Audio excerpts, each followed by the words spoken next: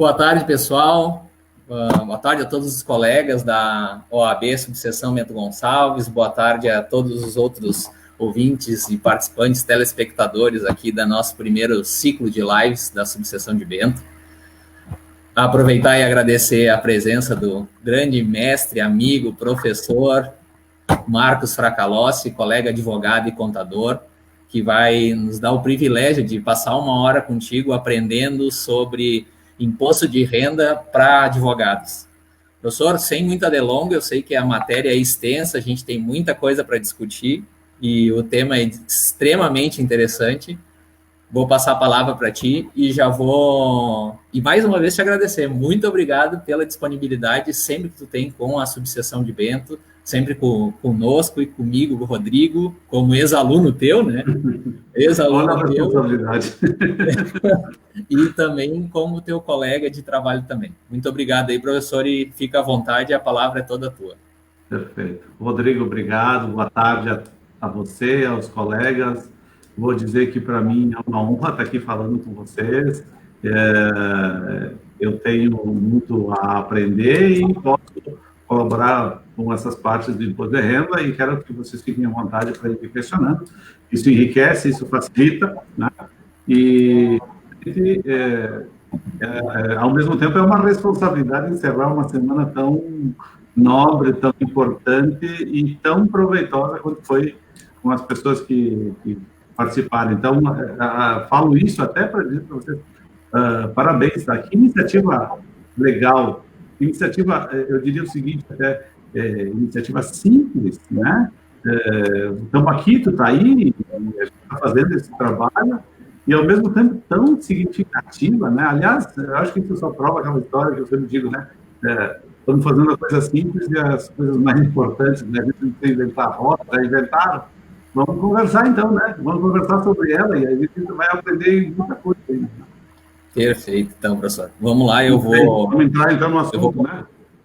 Vou liberar a tua tela aqui, então, que tu pediste. Deixa eu pegar aqui. Vamos lá. Perfeito, professor. Tá aí. Vamos lá para a nossa matéria. Meus caros, então eu fiz um apanhado rápido aí, tá, sobre o assunto que eu acho que é importante a gente conversar. Eu penso na questão das obrigações de quem tem que apresentar a declaração, que eu vou falar só para vocês terem uma noção, tá?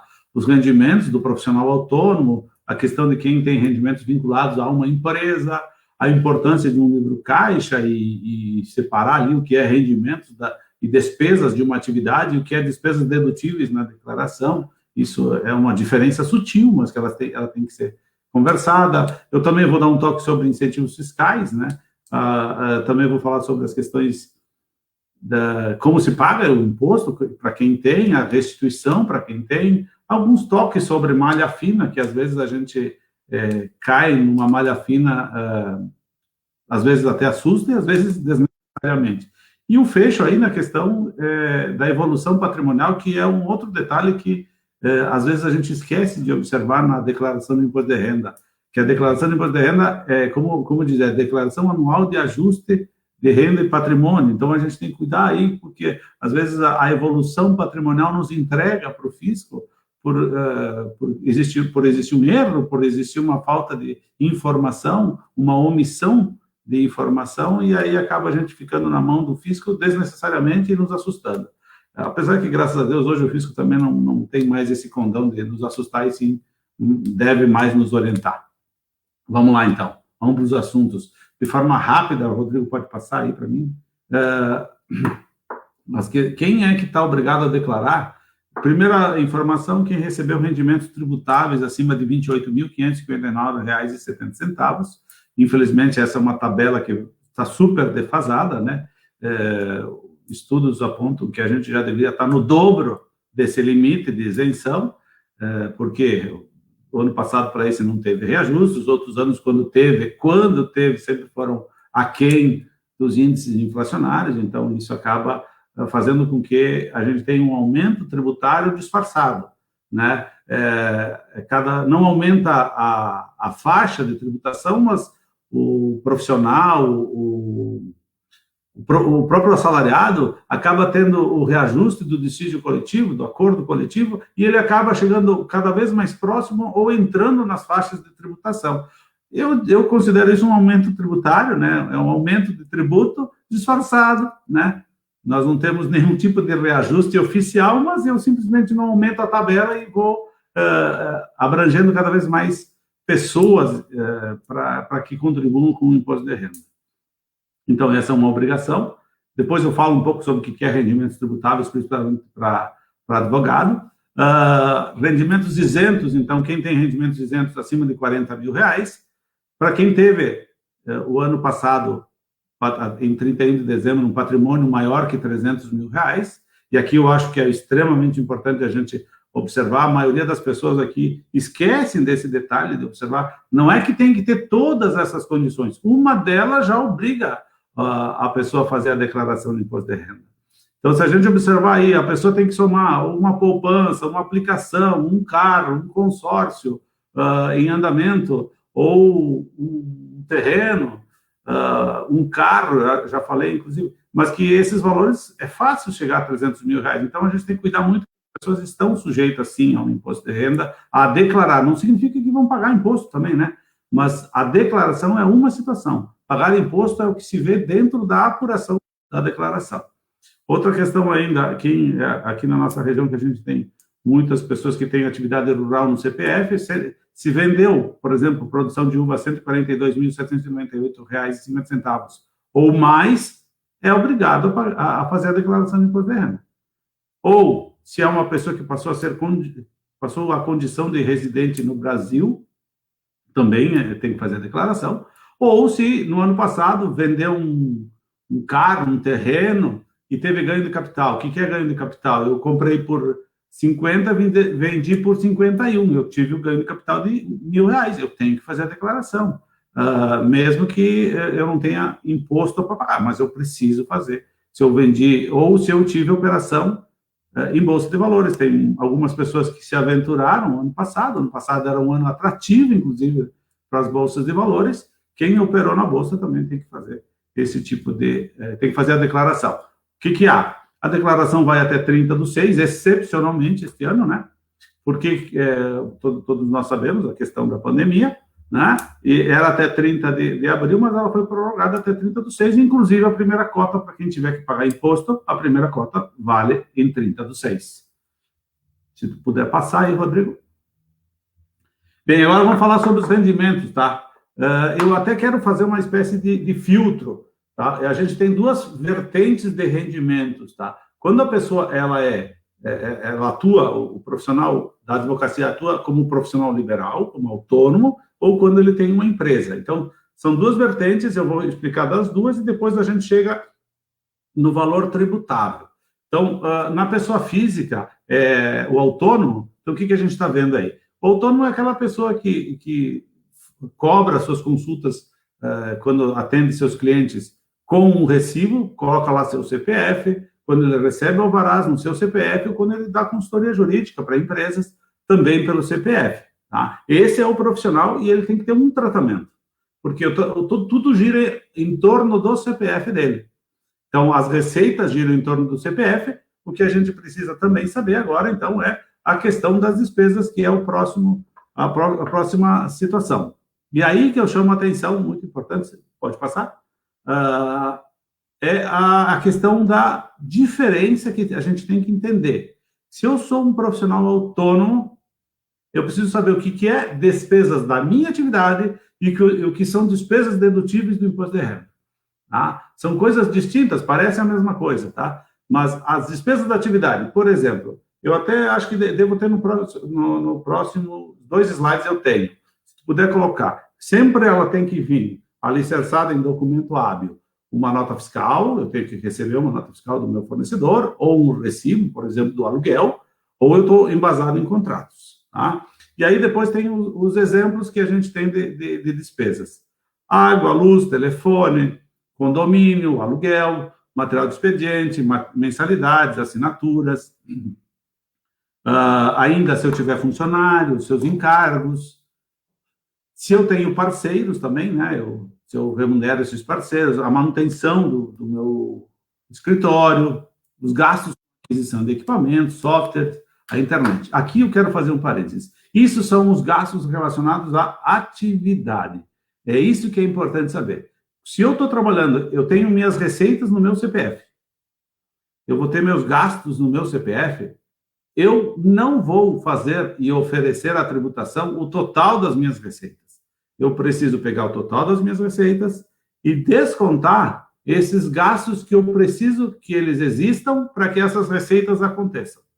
Ou seja, eu tenho uma atividade operacional, tá? Receita operacional e despesa operacional.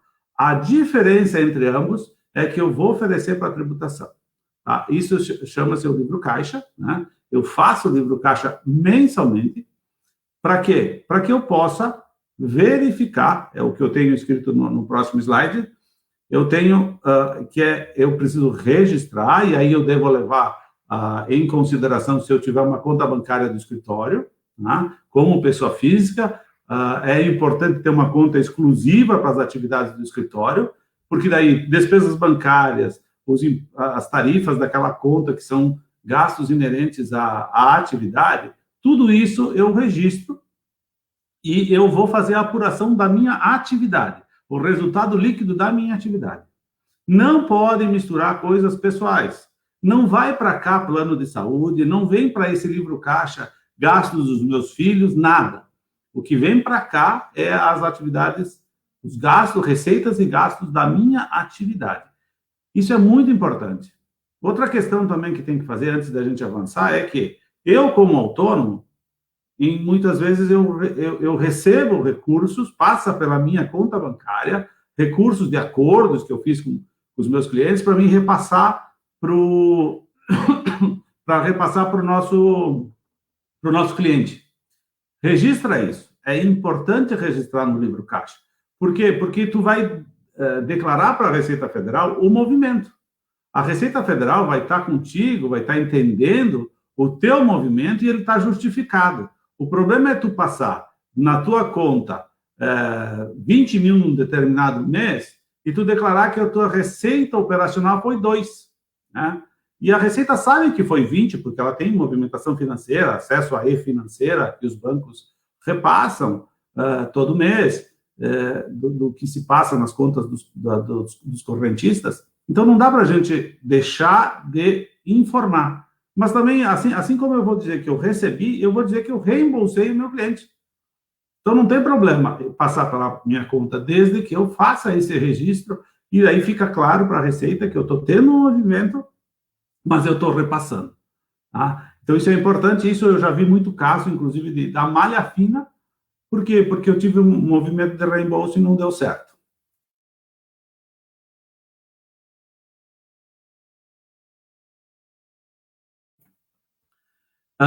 Ainda, isso que eu falei é o livro caixa mensal, e se eu passo do limite da tabela do imposto de renda, que depois eu tenho ela aí para apresentar, é que a partir daí é que eu vou pagar imposto de renda. Ou seja, depois que eu fizer aquela operação matemática simples, soma todas as receitas, diminui todas as despesas da atividade. Esse resultado da atividade é que eu vou oferecer a tributação. E aí, eu ofereço a tributação e se eu tiver um imposto para pagar, eu pago até o final subsequente, que é o chamado carnê-leão. Eu faço a atividade, faço essa, de preferência, escritura até no programa da Receita Federal, porque depois eu importo para a declaração de imposto de renda. É como se fosse um apêndice, como se fosse um anexo da declaração de imposto de renda. Caso eu não tenha atingido ou eu fiquei com prejuízo naquele mês, eu não tenho nada de imposto para pagar. Caso eu tenha passado, eu vou oferecer a tributação. Se eu não oferecer a tributação, não fiz o livro caixa mês a mês, faz agora, antes de apresentar a declaração. Porque é importante registrar as despesas da atividade. Muito bem.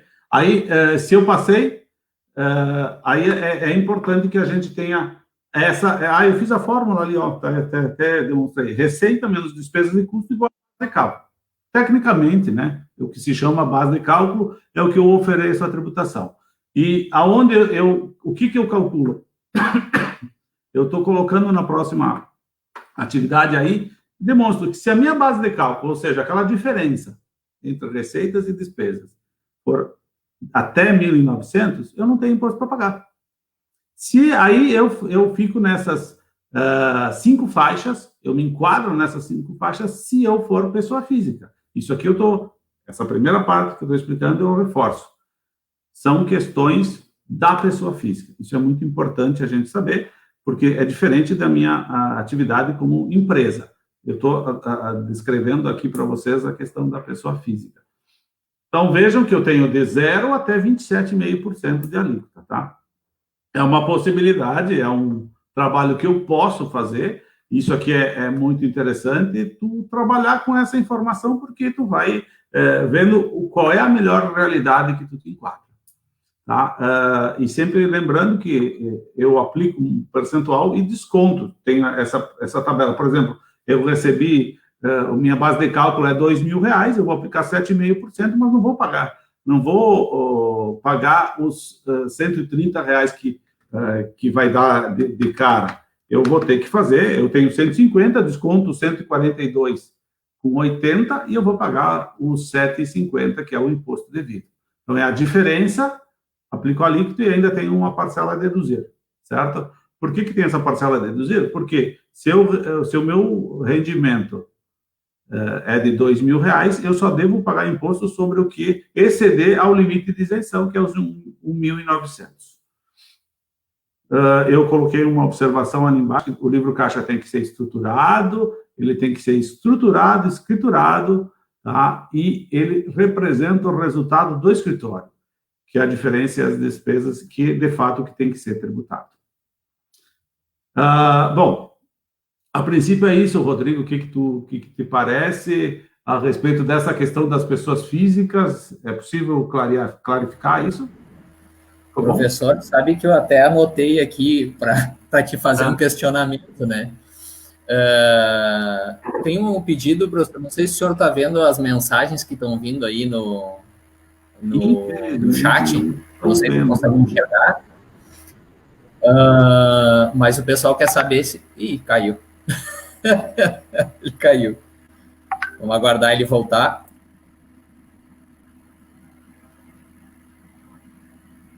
Só um minutinho aí, vamos aguardar o retorno dele. Eu acho que ele quis dar uma olhada nas mensagens que tinham recebido aí. Mas já retornamos. Vamos descontar no horário aí. Ah, voltou aqui. Já voltou aqui, professor. Eu tô ali, né? Eu vou te perguntando. Eu não estou vendo, infelizmente, aqui. Tá. Se tu vais disponibilizar esse material para o pessoal. Mas é claro, para mim tá na tua mão, do presidente. Mas se tu autorizar, eu não disponibilizo. Professor, até quando tu vinhas falando, voltando ao assunto, a questão do imposto de renda para o advogado autônomo, né? Se nessa situação toda da questão do imposto de renda não é mais vantajoso o advogado ele ter um escritório de advocacia, um CNPJ, um registro na OAB para ter um CNPJ? É uma baita pergunta, tá? E eu vou te dizer que a regra não se aplica, não tem como eu te responder, dizer assim, é melhor para o Rodrigo e pior para o Pedro, tá? Tem que enquadrar, tem que ver a realidade da pessoa, tá? Porque, assim, se eu tenho uma sazonalidade, eu tenho que lembrar que se eu tiver uma pessoa jurídica, eu tenho custos fixos mensais, tá? Para mantê-la. E anuais também, né? Eu tenho desde o alvará, eu tenho o INSS no mínimo sobre um prolabore que eu tenho que recolher, eu tenho obrigações, eu preciso contratar profissional contábil para fazer a contabilização mensal. Então, eu estou gerando custo fixo mensal. Tá?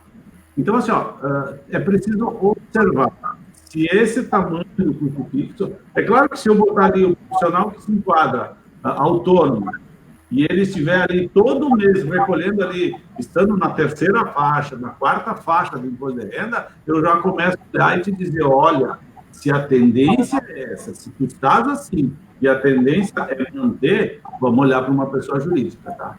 Vamos olhar. Agora, se excepcionalmente um mês ele chegou no 27,5%, aí depois vários meses ele fica na primeira faixa sem tributação. Bom, aí nós temos que olhar com outros olhos, porque aí talvez não vale a pena ter custo fixo todo mês. Às vezes vale a pena pagar imposto adicional, e dentro do ano, depois, quando tu for fazer a declaração, ele se dilui, provavelmente tu vai ter restituição, e aí tu vai compensar com os custos fixos que uma pessoa jurídica tem. Então, é importante, sim, a pergunta é importante, é fundamental, mas eu diria, a análise tem que ser individual, a análise tem que ser por cada situação. Cada situação tem que ser respondida olhando um certo contexto, tá? Perfeito. Oi? Então, vamos fazer o seguinte, para a gente não acompanhar a sequência, eu vou deixar as perguntas, então, todas para o final, pode ser? Pode, mas também pode interromper, tá? Acho que fica interessante. Até para questão do tempo aí, né, professor? Para a gente, porque voa, né? Já foi 20 minutos, claro, descontando a tua caída ali da 19. Tudo certo, tudo bem, não me machuquei. Vamos lá, então. Vamos lá. Então, assim, ó, agora vamos pensar se o profissional for realmente uma pessoa jurídica, tá?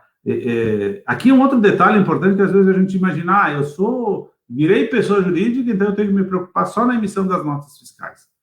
Para efeitos de tributação, seja ela a empresa no simples, no presumido, o imposto vai ser calculado realmente sobre as notas fiscais, certo? Mas eu preciso, inclusive, observar algo mais, que é o que tem por trás quando eu vou fazer a distribuição dos rendimentos para os sócios, tá? Porque os rendimentos, por enquanto, pelo menos a gente sabe que tem movimento no Congresso para tributar a distribuição dos lucros, mas, por enquanto, os rendimentos distribuídos em forma de lucro são isentos na pessoa física. Ou seja, eu pago o imposto sobre o faturamento lá na pessoa jurídica e o que eu distribuí para os sócios são rendimentos isentos. Mas, para eles serem isentos na sua totalidade, quando for os lucros pagos, eu preciso observar que esta contabilidade desta pessoa jurídica, a pessoa jurídica tem que ter contabilidade, eu diria, sustentável. O que é a contabilidade sustentável? Aquelas mesmas despesas, atividades que eu falei, lá para o profissional autônomo, que tem que escriturar o livro caixa, aqui na pessoa jurídica, tem que ser escrituradas também. Ora, eu preciso ter o colaborador registrado, a secretária, o colega profissional que esteja trabalhando. Todos os gastos de salários vão ser registrados na contabilidade, os encargos sociais e trabalhistas deste empregado também. Eu vou colocar aqui gastos com aluguel, as diligências, se eu vou fazer uma viagem, vou pegar os relatórios de viagem, notas de combustível, tudo que acontecer para que eu exerça essa atividade, ou seja, de novo aquela máxima, todas as despesas necessárias para que uma receita aconteça, eu preciso registrar. Porém, desta feita, eu preciso levar elas todas no CNPJ da pessoa jurídica. Com isso, eu vou criar consistência. Que consistência é essa? Eu vou pegar as receitas que vêm das notas fiscais emitidas, menos as despesas, eu vou contabilizar isso, vou registrar com formalidade, e a diferença eu vou ter o resultado da empresa. Esse lucro eu vou distribuir de acordo com o que está escrito lá no contrato social dessa empresa. E esse lucro, ele é isento. Eu vou distribuir e vou levar para a pessoa física, lá na declaração, de forma isenta, para não pagar imposto de renda sobre estes rendimentos. Diferente do prolabore que essa empresa me paga. É diferente. A empresa vai pagar prolabore, que é um valor estabelecido entre os sócios ou pelo próprio titular da pessoa jurídica. Este valor de prolabore, ele é tributável. Mas normalmente o prolabore, o prolabore ele é flexível, ele é estabelecido pela própria administração, pelos próprios sócios. Então eu posso trabalhar de acordo com a minha realidade também. Fazer um planejamento tributário conjunto, com olhos para a pessoa jurídica e com olhos para a minha pessoa física. E relembrando, então, a remuneração paga em forma de lucro, ela é isenta. Só tem que ter esse cuidado. Não dá para fazer mais ou menos. É preciso levar todas as despesas para que a contabilidade tenha consistência e a Receita Federal não teste o resultado contábil. Para que todo o lucro seja isento, a contabilidade tem que ser consistente. Ok? Então, eu coloquei ali a importância do resultado contábil, né? Garantir a isenção dos rendimentos, independente do valor, uma necessidade de contabilidade consistente com todas as despesas da atividade registradas, com respaldo em documentos. E aí eu coloquei o cuidado na busca dos documentos, por quê? Porque a gente sabe que a nossa atividade, às vezes, tu vai correndo para uma cidade, para outra, e às vezes a gente almoçou, fez um lanche, abasteceu, e aqui, ó, eu tenho horário para audiência, parei no posto e fui embora, esqueci até de pegar notinha, né? E isso é uma disciplina que, às vezes, a gente precisa colocar, né? Muito bem. Agora, é como eu falei, tá? Vamos lá. Eu fiz o funil. Vamos imaginar uma figura do funil aí, tá? Ou vem a renda da pessoa física, ou vem renda da pessoa jurídica. Neste momento, eu criei a origem dos recursos e agora eu vou me transportar para o momento da declaração do imposto de renda da pessoa jurídica, a declaração de ajuste anual. E aí eu identifiquei aí para vocês as formas da onde vêm os rendimentos. Nós temos esses pelo menos quatro tipos de rendimentos. Os rendimentos do trabalho, que são tributáveis, tá? Então, os rendimentos do trabalho é o salário, é o RPA, é o Prolabore e é o líquido do livro caixa, que é aquilo que eu expliquei primeiro, né? Eu pego a diferença e trago para cá para a declaração. Só a diferença é que é o tributável. Outros rendimentos que eu vou jogar para a minha declaração de imposto de renda, por isso que ela é chamada de ajuste de imposto de renda, declaração anual de ajuste, porque agora eu vou somar a esses rendimentos. O aluguel, se eu tiver no meu CPF. Agora eu estou falando só de CPF, tá? Então, o aluguel, se eu recebo aposentadoria, se tem juros sobre capital próprio. São mais algumas formas de rendimentos tributáveis que eu vou ter que trabalhar em cima desses dois grupos de contas aí, que é sobre os quais vai incidir imposto de renda anual, que eu vou fazer o ajuste anual da declaração de imposto de renda. Além disso, eu vou colocar lá no informe de rendimentos da empresa os rendimentos isentos, que é os lucros, se eu tenho uma poupança, se eu recebi uma doação, se houve uma transferência por herança. Então, aqui é um outro grupo, que são rendas também, são rendimentos que eu tenho que informar, embora eles não vão fazer parte do cálculo do imposto de renda anual. E ainda tem a tributação, os rendimentos de tributação exclusiva, chamados, né? Que são os rendimentos do ganho de capital. Por exemplo, eu fiz, naquele exemplo que eu dei primeiro, eu tenho um bem por 30 mil, vendi ele por 35, tenho 5 mil que são de tributação exclusiva, ou seja, eu pago no momento da venda e não agora, né? Ainda se o próprio 13º, se eu fiz aplicações em bolsa de valores, eu pago sempre no mês seguinte. Aqui também quero chamar a atenção que às vezes eu vejo, quando a gente faz declarações de imposto de renda aqui, eu chego aqui e as pessoas dizem, o ano passado eu vendi um terreno. E aí, no ano anterior, na declaração dele lá estava por 100 mil esse terreno e ele vendeu por 120. Aí ele chega na declaração e diz, olha aqui, ó, a escritura, eu vendi por 120. Aí a gente vai fazer a apuração do ganho de capital e a gente vê, de fato, ele vendeu, teve 20 mil de ganho de capital. Só que o imposto desse ganho de capital tinha que ter recolhido lá no último dia do mês seguinte da venda. E aí ele chega na declaração e diz, ok, calcula para mim. Aí ia dar 2 mil de imposto, ele vai acabar pagando 2.500, porque ele tem que pagar 20% de multa e mais a atualização pela Selic. Então a gente vai ver que a pessoa acaba custando caro para ela, né? Por uma questão de informação. Muito bem. Pode seguir aí. Então, agora a gente começa nas questões, o que eu posso deduzir daqueles dois primeiros grupos? Deduzir daqueles 2 primeiros grupos que são as chamadas despesas dedutíveis. Aqui eu chamo a atenção. Agora eu passei a falar e nominar como despesas dedutíveis e não mais como aquelas despesas da atividade que eu lancei lá no livro caixa ou lá na contabilidade. Despesas dedutíveis é aquela que eu trago para a declaração de imposto de renda e eu vou reduzir a base de cálculo. Eu tenho os rendimentos tributáveis, que é o Prolabore, que são os RPAs, são os salários, os aluguéis, a aposentadoria, até 65 anos. Eu somo esse montante e deduzo o quê? Toda a contribuição à Previdência Oficial, seja INSS, fundos municipais, fundos previdenciários estadual, federal, eu deduzo daqui. Contribuição à Previdência Oficial.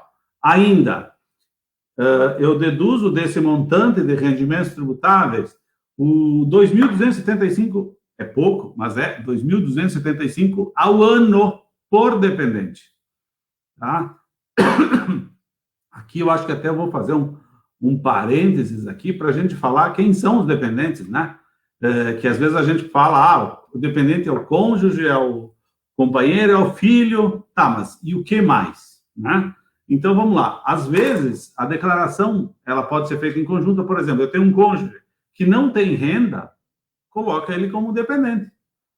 Agora, o cônjuge tem renda e eu também tenho renda tributável, ambos têm renda tributável, faça 2 declarações separadas para aproveitar justamente aquele limite de R$28 mil de isenção, né? Aí eu tenho 56 no casal de isenção. Se eu somar junto, eu só tenho os 28. Ainda, eu tenho os filhos até 21 anos de idade, desde que não tenham renda também, né? É a mesma regra, eu não posso somar renda tributável se não vale a pena. Até 24, se o filho for 24 anos, se o filho estiver fazendo faculdade ou curso técnico. Qualquer idade do filho, se ele for incapaz, né? Fisicamente ou mentalmente. Irmão e irmã também, eu posso colocar qualquer idade, se ele tiver algum tipo de incapacidade e eu tiver a guarda judicial dele, tá? Isso também, só que aí já eu preciso da guarda judicial. A mesma coisa, menor que a pessoa tenha a guarda judicial, que crie, que eduque, até os 21 anos. Qualquer pessoa que esse contribuinte, que esse declarante seja tutor ou curador. Outra questão, pais e avós, tá? Eles podem também ser dependentes, desde que eles não tenham a renda tributável. Que mais ainda? Sogro e sogra também pode ser, tá? Dependente. Se tu fizer a declaração em conjunto com a esposa,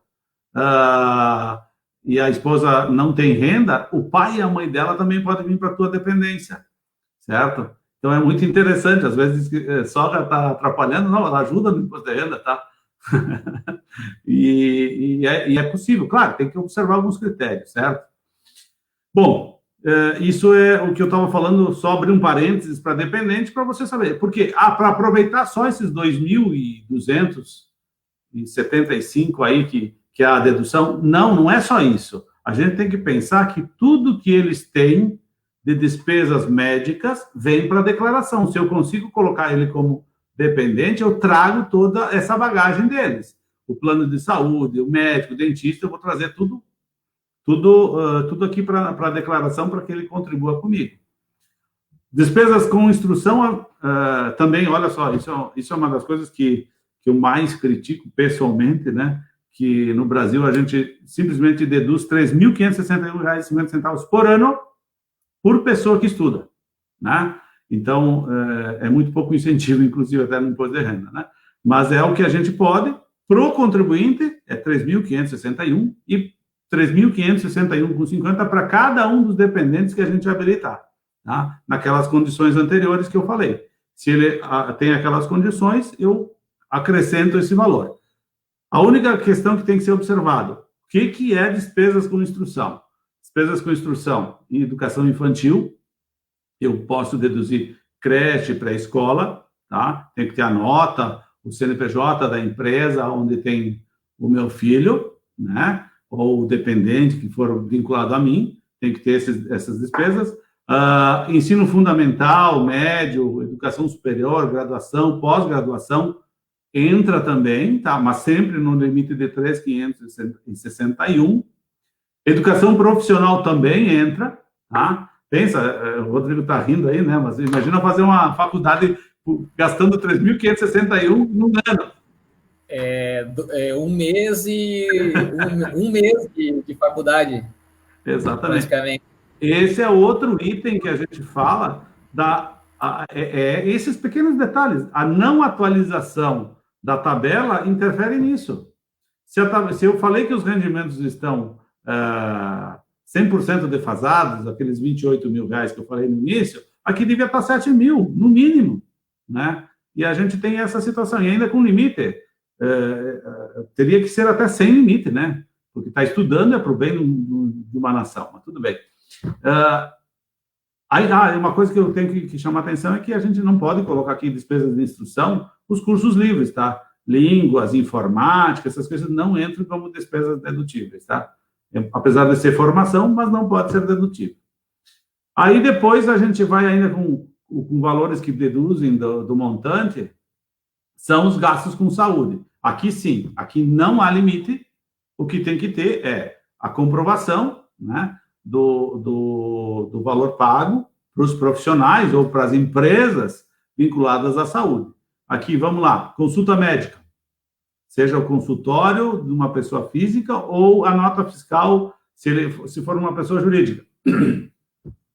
Dentistas, psicólogo, fisioterapeuta, terapeutas ocupacionais, eu posso colocar ainda fonoaudiólogo, hospitais, os exames que eu faço em laboratório, serviços de radiologia, eu posso colocar ainda, tem aparelhos ortodônticos e ortopédicos, tá? E dentários, próteses também são dedutíveis, tá? Plano de saúde, tá? Uma coisa que as pessoas me perguntam, medicamento eu posso deduzir?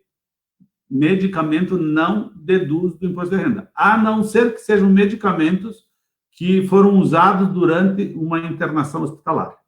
Então, todo gasto que tu tiver dentro de um hospital, seja a hotelaria, seja os consumíveis lá dentro do hospital, são dedutíveis. Fora do hospital, só os serviços que tu contrata. Fora isso, não pode. Ali tem o último item nessa lâmina, que é o plano de saúde, também sem limites, tá? Teu, do contribuinte, e dos dependentes. Muito bem, tem mais aqui.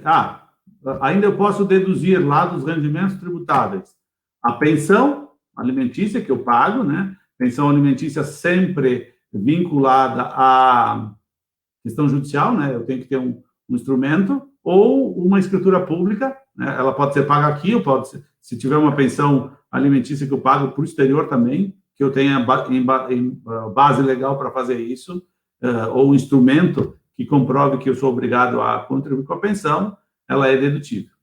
E a previdência privada também é dedutível, e aqui é uma coisa extremamente interessante, que caberia aqui bastante tempo para a gente falar, que a previdência privada, primeiro que ela tem um limite, né? Então, se eu tiver lá 50 mil reais de rendimento tributável, eu posso aplicar no máximo, quer dizer, eu posso aplicar mais, mas só vai ser dedutível 6 mil. O que ultrapassar isso não deduz dos rendimentos tributáveis. E tem que ser a aplicação em PGBL, e não pode ser VGBL.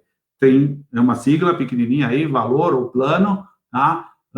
Mas faz muita diferença, porque o VGBL não é dedutível do imposto de renda. O PGBL é. E aqui fica só uma dica, né? Quando for resgatar, pessoal, PGBL ou VGBL, estudem bem como é o imposto de renda. Porque às vezes a pessoa aplica lá 10, 15, 20, 100 mil reais e vai lá e saca de uma vez só. Se for PGBL, por exemplo, tu saca de uma vez só, tu cai direto na alíquota de 27,5%. Ou seja, o leão dá uma mordida que você nem te dá conta. Então, tem que ser planejado esses resgates, eles têm que ser mensais, e se for depois dos 65 anos, muito melhor. Tá? Mas isso é planejamento, e aí caberia outros momentos, a gente já está em 40 minutos aí, eu estou Tá correndo, né, Rodrigo? Vamos lá. Então, resumindo, eu tenho as receitas tributáveis e as despesas dedutíveis, que é aquilo que eu falei anteriormente, né? São aqueles itens que eu demonstrei para vocês, né? E eu vou ter aqui sim a base de cálculo anual do imposto de renda para a pessoa jurídica, perdão, para a pessoa física, tá? A base de cálculo anual do imposto de renda para a pessoa física. E aí eu vou aplicar a tabela que deve estar a seguir aí. Deixa eu ver, Rodrigo, pode passar? Aí, tá? Eu tenho uma tabela de imposto de renda, certo? Que me diz que se a minha base de cálculo for até 22.847, eu não tenho nada de imposto devido na declaração de imposto de renda. Caso eu tenha recolhido o imposto de renda durante o ano, seja no Carnê-Leão, ou as minhas fontes pagadoras retiveram o imposto durante o ano, e na declaração de ajuste anual eu cheguei nesta base de cálculo de 22 mil, vem de volta o dinheiro que alguém recolheu em meu nome, ou eu recolhi durante o ano. Aqui é que começa a restituição para quem tem direito à restituição. E assim sucessivamente, eu aplico essa tabela e simplesmente eu vou observar, bom, eu tive lá, no meu ajuste, no meu cálculo de ajuste, eu devo 2 mil, mas alguém durante o ano reteve 3, eu vou receber 1.000 de volta de restituição. E o contrário também é verdadeiro. Se eu durante o ano paguei 2 mil e eu tinha que recolher 3,5, eu vou complementar, eu vou recolher os 1.500 que ainda restam, que me faltam a recolher. Ok? Muito bem. Aqui, então, a gente tem a informação para reforçar. Neste ano, o prazo para declarar até 30/6. O imposto a pagar, se eu tiver, neste exemplo que eu dei há pouco aí, eu posso dividir ele em 8 cotas, o mínimo de R$50 cada cota, e eu vou atualizar pela Selic a 3% ao ano. É uma atualização pequena. Eu pago, digamos, R$50 na primeira cota, na segunda cota eu vou pagar 50 com 50 centavos e assim sucessivamente, mas não é o valor fixo, tá? Eu posso fazer débito em conta desse valor, eu posso informar, se a pessoa física fizer a declaração até dia 10/6, se fizer até 10/6, a primeira cota também pode ser debitada.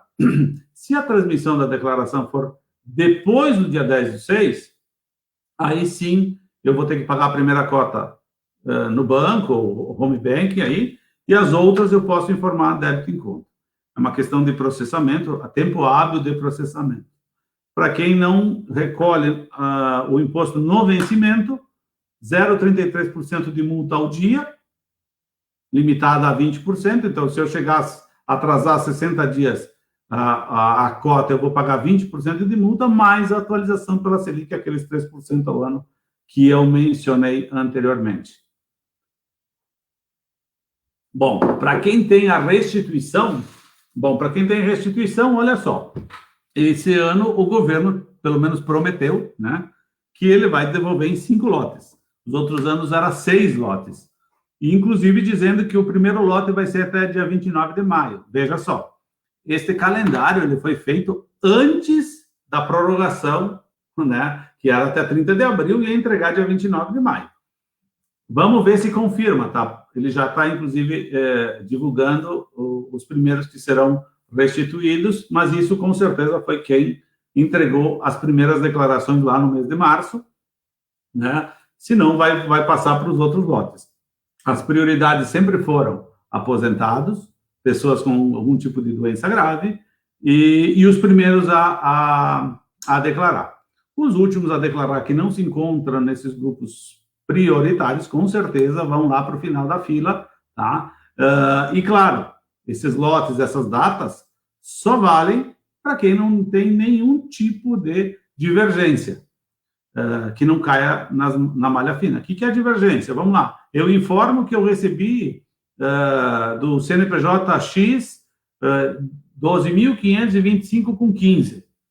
E o CNPJ X informou, através da DIRF lá, que ele fosse 12.155,16. Pronto, já deu divergência, tá? É um sistema que cruza informação e qualquer detalhe. Outras, eu informo um CPF de um médico, e o médico, por um lapso, esqueceu de informar lá no livro caixa dele que ele recebeu. Vai dar divergência, tá?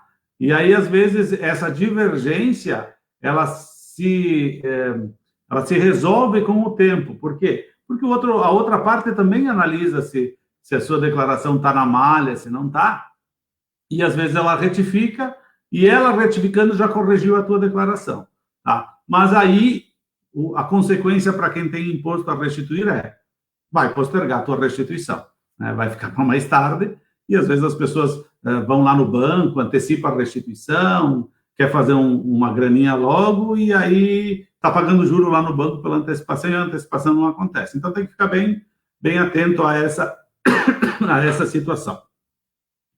Muito bem.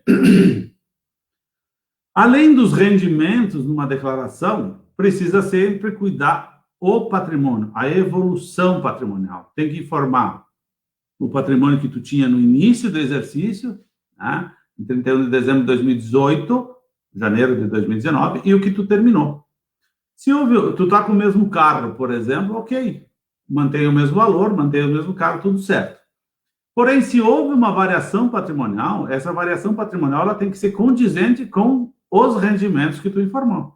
Uma coisa muito simples, aqui eu não estou fazendo separação de tipos de rendimentos. Se os meus rendimentos isentos, tributáveis, tributação exclusiva, somam 50 mil reais, o meu patrimônio líquido, o meu patrimônio não pode aumentar 60, certo? Ele tem que aumentar lá seus 30, 25, porque também tem os gastos de uso e consumo, da vida do contribuinte, que tem que ter uma margem, tem que ter um vácuo aí para também ter renda, gastos de consumo e mais a evolução patrimonial, certo? Tem que ter coerência nessa evolução patrimonial. E, às vezes, declaração de bens e direitos, elas não são muito observadas. É feito, tudo bem, informei, tá, ok. Observa com direito que isso é a forma que a Receita fecha uma declaração de um contribuinte, para saber se realmente está batendo os valores ou não. É muito importante a gente observar isso, porque às vezes a gente acha que é um detalhe, é um mero detalhe, estou informando, não precisa muito. Precisa sim, tá? Tem que cuidar. Muito bem, o que mais temos aí?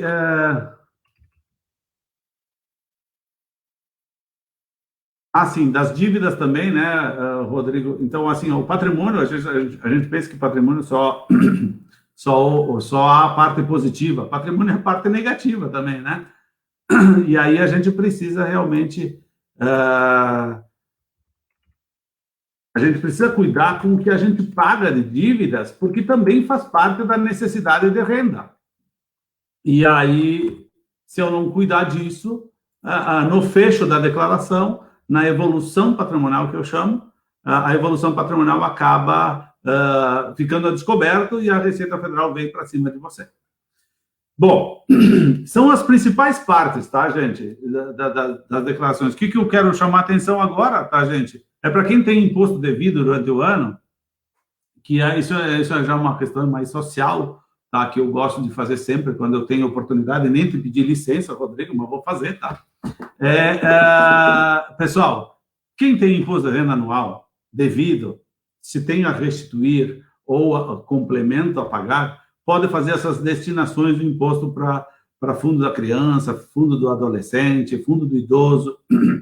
E agora, na declaração, embora aí na tela está escrito que é 6% do imposto devido no ano, na declaração nós temos oportunidade de 3%. 3% para o fundo da criança e do adolescente e 3% para o fundo do idoso. Eu peço a licença para dar uma sugestão. Quem tem, faz isso, tá, gente? Fica esse dinheiro no fundo municipal, é dinheiro aplicado aqui. Nós temos, para ter uma ideia, em Bento, nos últimos anos, a gente tinha uma média de 4 milhões de reais que podiam ficar em Bento, tá? E a gente não consegue arrecadar 350, 400 mil reais. É muito dinheiro que vai embora da nossa cidade, que vai para Brasília, e depois a Secretaria Municipal de Assistência Social tem que ir até Brasília, passar com, por favor, manda um pouquinho para cá. Ao passo, que se a gente disser, eu vou destinar esse valor para o fundo, esse dinheiro fica direto no fundo. Não tem ninguém que interfere, que interage, que vai direto e depois aqui em Bento. A OAB tem inclusive, uma cadeira no CONDICA, no Conselho Municipal da Criança e do Adolescente, e vai lá e fiscaliza, autoriza o uso dos gastos. Então, assim, é dinheiro que está aqui em Bento. Está para ser usado. Então, é uma coisa assim, tanto o fundo de idoso quanto o fundo da criança e do adolescente, quem puder, destine a declaração. Na hora de fazer a declaração, já sugere, lá tem um campo dito lá, doações destinadas diretamente na declaração. Façam isso, vocês vão dá uma satisfação muito grande. Se eu tenho imposto a restituir, eu pago o valor, digamos que eu tinha R$1.000 a restituir, e eu vou poder destinar R$60, eu vou receber 1.060 de volta. Então, eu deposito os 1.060 no fundo, sai a guia do próprio programa, eu escolho o município para destinar, o programa tem lá, e eu simplesmente destino e recebo de volta corrigido ainda. Tá? Então, é um convite que fica, tá, Rodrigo? É uma coisa que eu acho que a gente tem... Isso faz parte do programa Leãozinho do Bem, que a gente ajuda aí, embora seja um pouco devagar em função de todas essas situações, mas sempre que se tiver oportunidade é preciso colocar, eu botei a lâmina aí. Muito legal, professor, até aproveitar esse momento aqui, esse momento particular de a gente, da OAB, ficar à disposição do Leãozinho do Bem, para a gente auxiliar nesses projetos para divulgação até, para a gente conseguir esse apoio para a sociedade de Bento, né? Que a gente consiga manter esse dinheiro no Bento. Rodrigo, eu digo assim, a OAB tem muita força, né? E eu acho que a gente tem a Associação dos Contadores em Bento, que está abraçando o CRC do Rio Grande do Sul, tem uma campanha junto com o governo do estado chamado Valores que Ficam, tá? Tem até o Borghetinho que faz que tem essa encabeça, né? Então, eu acho muito importante que mais gente se abrace, e só vão abraçar se conhecer. Então, por isso que eu disse, eu vou roubar 5 minutos da live para poder comunicar às pessoas, porque é importantíssimo, a gente precisa fazer isso. Tu sabe bem aí, o CONDICA, o que faz o CONDICA com R$400 mil? Muito em Bento. Abraçaí, Curumim, uma série de outras entidades. Imagina se tivesse 4 milhões? Nossa. Bom, Já te convoco aqui para nós organizarmos um evento que seja virtual para a gente falar só sobre isso, só sobre a possibilidade de benefícios para a sociedade de Bento. Perfeito. Tô dentro, tá? Inclusive o Fundo Municipal do Idoso, tá? Eu provoquei o secretário Heitor para que Bento Gonçalves cadastrasse o Fundo Municipal do Idoso, para que no próximo ano nós possamos destinar também mais 3% para o Fundo do Idoso. Infelizmente, esse ano não entrou, Bento. Mas eu estou incentivando os contribuintes daqui a fazer a doação para Garibaldi. O Fundo Municipal do Idoso de Garibaldi está na declaração. Destina para Garibaldi, tudo bem. O importante é criar essa cultura, né? Importantíssimo isso, professor. Muito bem, é isso. Meu querido, era o que eu tinha preparado. Eu quero te ouvir agora. Agora tu te prepara, porque tem um monte de questionamento. Isso é muito bom, eu fico muito fraco. Não, muito bom, professor. Pode ter certeza assim, que foi muito esclarecedor e é um tema que a gente não discute muito, né? A questão da declaração de imposto de renda, né? Eu vou no início dos questionamentos aqui e vou... até um lembrete importante, que tu foste meu paraninfo no ensino médio, cara. Caramba! Olha que bom, 1999, hein, professor? Ô, Rodrigo, eu estava entregando a idade, rapaz. Tudo bem que a minha cara está fazendo lucro aí. E um questionamento aqui. A sistemática das sociedades de advogados é semelhante com a apuração das receitas, despesas e base de cálculo? Essa é uma pergunta do Dr. Felipe Panizzi Possamay, nosso ex-presidente. Meu presidente. A sistemática, desculpa, vamos lá. A sistemática das sociedades de advogados é semelhante com apuração de receita, despesas e base de cálculo? Ele deve estar falando do cálculo ali, professor. Sim, não. Ele leva em consideração aquilo que eu falei no meio da conversação. A sociedade emite notas fiscais, né? Registra seus gastos e a diferença contábil é que vai ser distribuída como lucros, né? E aí tem que respeitar o que diz o contrato social, a distribuição, se ela é proporcional ou desproporcional às cotas, ou se tem alguma outra forma de distribuição desses resultados, mas o importante é a gente seguir a contabilização das receitas da atividade. Outro questionamento aqui, que é da nossa presidente da Comissão de Direito Público aqui, doutora Aline. Ela perguntou se é possível manter uma sociedade de advogados sem ser PJ, pessoa jurídica. Olha, para efeitos tributários, é possível, né? Mas para efeitos tributários são tratados com 2 CPFs, né? Aí tem que ter critérios de rateio das despesas de atividade, porque provavelmente vão estar compartilhando gastos, né? Vai ter gasto do aluguel, vai ter gasto se tiver uma secretária. Então, isso é preciso observar o que cabe a cada um. Deve ter um contrato, né? Que regule essas despesas entre eles e cada um vai ter que ter. Digamos, um CPF vai contratar esse funcionário e o outro vai reembolsar os gastos com base no contrato. E aí cada um vai ter... O primeiro que contrata, por exemplo, o funcionário, vai ter o total do gasto, mas depois vai ter o reembolso. Então, para ele, tem que ser considerado só 50%. E o reembolso do segundo vai ser despesas dedutíveis da atividade também. Show, professor. Aí, outro questionamento aqui é se os berçários, creches, são considerados como despesa de instrução de dependente. Sim. Berçários, ok. E outro questionamento aqui... Fiscal, né? Tem que solicitar a nota fiscal do prestador de serviço. Sim. A Aline quis traçar um paralelo prático, professor. Olha só. Ela está... Vamos pegar ela depois, hein? Ela que está te deixando. Tudo bem.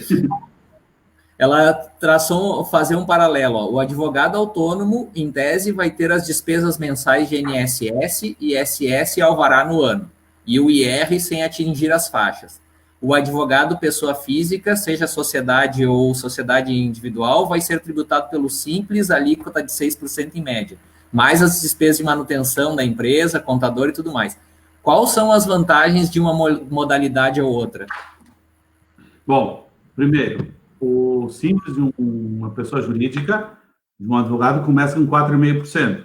E aí vai subindo a alíquota de acordo com o faturamento acumulado dos últimos 12 meses. Certo? Bom, as vantagens. Se eu tenho uma renda, aquilo que eu falei até, se eu tenho uma renda sazonal e que em alguns meses eu fico na faixa de isenção, a minha base de cálculo como pessoa física fica na faixa de isenção, e alguns meses eu entro na faixa tributária, eu preciso analisar, tá? Normalmente isso vale a pena ficar na pessoa física quando não ultrapassa a segunda faixa. Agora, se eu invariavelmente, ou na grande maioria dos meses, eu começo a entrar nas faixas tributárias de 15, 22 ou 27,5%, bom, eu preciso fazer um estudo, porque aí vale a pena trabalhar como pessoa jurídica. Aqui, beleza, professor, perfeito. Tchê, professor, Oi. Tem mais algum... Tu tá tomando uísque essa hora da tarde? Não, rapaz, é um chá, né, Tchê, para preservar. Professor, quero te agradecer muito mesmo, foi muito esclarecedor, tenho certeza que os colegas aqui que participaram, a gente teve bastante participação, pessoas assistindo aqui, conseguiram tirar algumas dúvidas, né? Mas também aproveitar e dizer que esse material que foi apresentado aqui vai estar à disposição dos colegas advogados. Quem tiver interesse em receber, por favor, mandem mensagens para mim, que eu disponibilizo, até para a gente não deixar de qualquer jeito aí, né, professor? Vou passando individualmente para o colega que tiver interesse a ter acesso a esses documentos. Aproveitar aqui e te agradecer, professor, foi muito legal, eu gostei muito. E é legal a receptividade que a gente tem quando faz o convite para o professor, né? A receptividade muito boa. A gente tem que valorizar os profissionais que a gente tem em Bento, que nós temos em Bento os profissionais com muita capacidade, muito conhecimento técnico para auxiliar. E como eu sempre falo, a advocacia, ela quanto mais unida, mais forte ela é. E nós estamos aqui para todos aprendermos juntos, fazermos o quanto mais possível de coisas juntos. Toda essa semana de live, o quanto que a gente conversou sobre matérias muito diferentes, né? Às vezes, eu vejo o exemplo do Dr. Braulio na quarta-feira, que eu achava que ele ia falar sobre sucessão em família, ele veio falar sobre advocacia liberal, né? E aí, tu direcionasse para a pessoa física, para o advogado autônomo, para o advogado liberal, a discussão aqui, né, professor? É muito importante que a gente faça isso, e foi um sucesso nossas lives aí, nós ultrapassamos 2.000 visualizações já nessa semana nas lives, então o atingimento foi muito legal. Deixa eu ver, tem mais alguém que mandou? E o Felipe Poçamai aqui está agradecendo pelo Condica a campanha do Leãozinho do Bem aí. Que legal, olha ali, ó. O doutor Felipe sempre foi muito ativo nesse ponto, né? E ele pode nos ajudar muito mais ainda, né? Verdade. E aqui renovo de que a OAB é uma parceira, vamos estreitar um pouco esse laço aí, professor, para a gente poder ajudar ainda mais na divulgação desse belo trabalho que vocês vêm fazendo nessa entidade aí. Muito obrigado, agradeço a todos os participantes da live, todo mundo que participou essa semana, né, das 5 palestras que a gente teve aqui. Palestras não, 5 bate-papos que a gente teve, né, professor? É muita pretensão, não é palestra, não posso dizer que estou dando palestra, não. É um bate-papo descontraído para a gente conversar e conversar sobre determinadas matérias específicas que são interessantes, que atingem efetivamente a advocacia. Fico à vontade das tuas últimas palavras na live aí, professor. Oi? Deu fala aqui. Bem no final. Rodrigo, agradeço muito, tá? Eu fiquei extremamente feliz, honrado em poder compartilhar com vocês. De fato, espero realmente ter contribuído um pouquinho, né? Sei que o assunto daria para conversar mais, tá? E conte comigo, tá? Eu acho isso... A tua fala foi muito pertinente. A gente tem muito para compartilhar e aprender, tá? E é isso que a gente faz. Eu acho que quanto mais a gente puder compartilhar, a gente mais aprende. Estamos à disposição. Um grande abraço a todo mundo. Eu fico à disposição. Compartilha aí para quem solicitar o material. E quem quiser, é só entrar em contato comigo também, tá? Perfeito. Pessoal, muito obrigado aí. Uma boa sexta, um bom final de semana para todo mundo. E na semana que vem, nós vamos voltar com lives das comissões da subseção de Bento Gonçalves. Já vão começar a divulgação esse final de semana aí. Olha só. Um abraço a todo mundo. Até mais. Tchau. Tchau.